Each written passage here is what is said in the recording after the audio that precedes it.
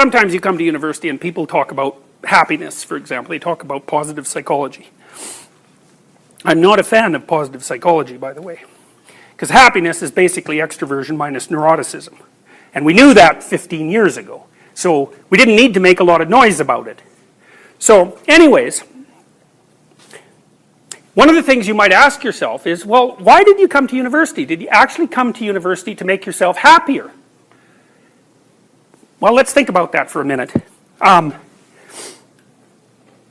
Here's one thing to think about. We know if you put animals in a relatively boring situation, like rats in a boring situation, and you give them free access to cocaine, they'll just take cocaine until they're dead, basically. Now, rats in a normal environment won't do that, but bored rats that are sort of isolated, cocaine's really an excellent thing as far as they're concerned. They'll ignore sex, they'll ignore food. I think they'll still drink water, if I remember correctly, but it's cocaine all the way. And if you could inject an electrode into their minds, their brains, which people have done, you can inject the electrode down into the hypothalamus, into the part that's associated with the reward centers. It's the source of the dopaminergic tracts. And you can set them up so that if the rat pushes a button, they get a little jolt of happiness, basically. And the rat will sit there and push that happiness button in a rather frantic way, as if it's looking for something else in some sense. But it will certainly do it. It's because it's a peculiar kind of reward. Now the question might be, would you allow yourself to be wired up like that? Now you might think, there might be some times in your life where you think that might just be a perfectly fine idea, but most of you, I suppose, I presume, wouldn't do that for a second, for the same reasons perhaps that you don't avail yourself of unlimited access to cocaine, which is a stimulant that's very good at producing positive emotion. It's a powerful psychomotor stimulant. And so it affects the parts of your brain that are active when you're doing something that you think is worthwhile and productive. So why not just do that all the time? That's the question that Aldous Huxley asked in Brave New World. You've got everything you want, take a drug to keep you calm and happy, poof, perfect. Well, is that what you want? And if the answer is no, then you might ask yourself, well, what the hell do you want? Now, one of the things I've thought a lot about lately being 10 years, I suppose, is there are these statues that I've seen. I've looked at pictures of them online. They're statues of Atlas. You know, and Atlas is this god who has the world on his shoulders. And that's his destiny or his curse, is to have the world on his shoulders. And you might say, well, you know, poor Atlas, maybe he should just put the damn world down and, you know, go out for a beer or something. But then you might also think, well, what is that figure trying to, what is that idea trying to indicate? Because it's an old idea, it's a profound idea. There's something divine about a figure with the world on its shoulders. Well, I might say that's the reason you're in university, whether you know it or not. You're here to take the world on your shoulders because that's a sufficiently profound and worthwhile exercise so that all the suffering that you're going to have might be regarded as worthwhile. Because the value of what you're doing is so high. Because that's what you might ask. Is there something that you could do whose value is so high that the fact, and for the existentialists, it's a fact, that you're mortal and vulnerable and prone to suffering, inescapably, that you would find that not only acceptable, but desirable. You'd say, I'd pay that price. Well, that's an existential question. You might say that's the existential question. And one of the things that's very interesting about that question is, I'm going to talk about this a lot next class, is what happens if you make the opposite choice? Well, I think the 20th century actually showed us what happened when people made the opposite choice. Because as far as I can tell, when people abandoned their divine responsibility, let's say, to the utopian claims of a totalitarian state, or to hopeless nihilism, the consequence on the one hand with nihilism was despair and illness. And the consequence on the totalitarian end of things, the utopian end, was that, well, you might not die, but you're certainly going to have a hand in making sure that a lot of other people do. And so, I suppose to some degree it depends on what you want for proof. Proof with regards to what you should do. Now, the conclusion I've drawn from all this, from reading the existentialists, is that if it's the pointless suffering of humanity and the inability to extract meaning from that makes you a nihilist and that justifies it, let's say, you're making a claim, right? The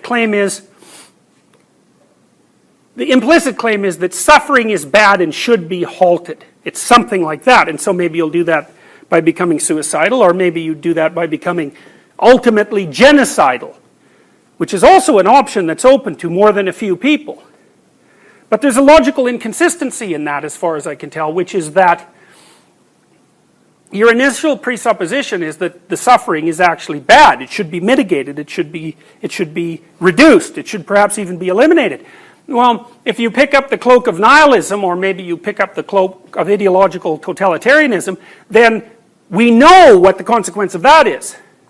The consequence is that everything that's already really bad becomes so much more worse that it's almost unimaginable. And so, even by the standards of the nihilist, who says that the suffering of being should result in its elimination, the consequences of thinking that way, or of flipping to the other side and adopting some sort of defensive ideology, is that things go from being, merely the sort of bad state of the earth as it is now, to something as hellish as the Soviet gulags or the Russian concentration camps, or Mao's great experiment in the Cultural Revolution, which probably killed 100 million people, about which we generally hear nothing.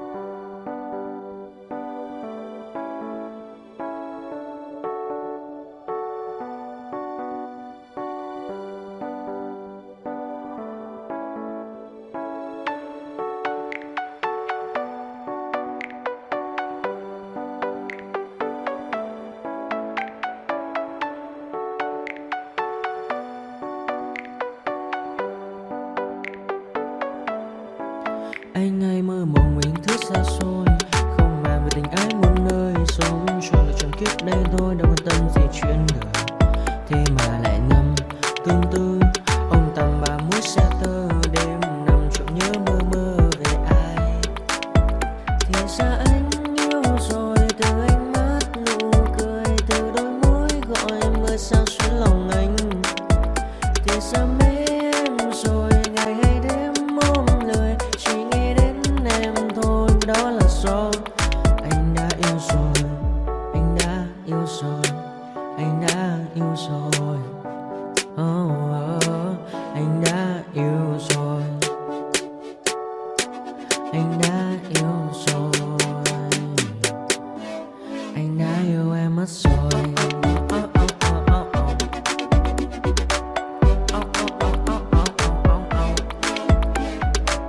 La la la la la la la la la la la la